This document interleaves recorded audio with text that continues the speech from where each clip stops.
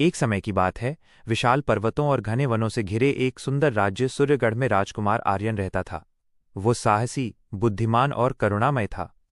उसी राज्य की पड़ोसी रियासत चंद्रावली की राजकुमारी अन्विता रूप और विनम्रता की मिसाल थी।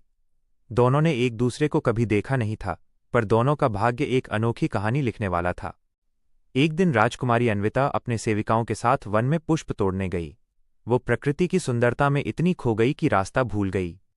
शाम ढलने लगी, पक्षियों का कलरव थम गया और जंगल अंधकार में डूब गया।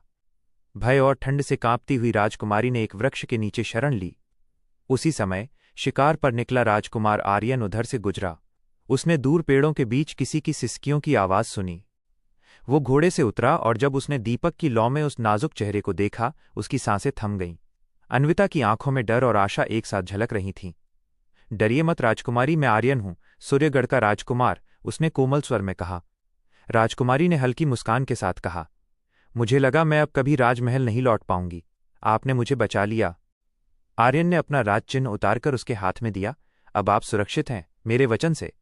रात भर वे एक झरने के किनारे अलाव जलाकर बैठे रहे, जहां हवा में चांदनी और पत्तों की सरसराहट घुली थी। दोनों ने अपनी अपनी रियासत, सपनों और जीवन की बातें साझा की।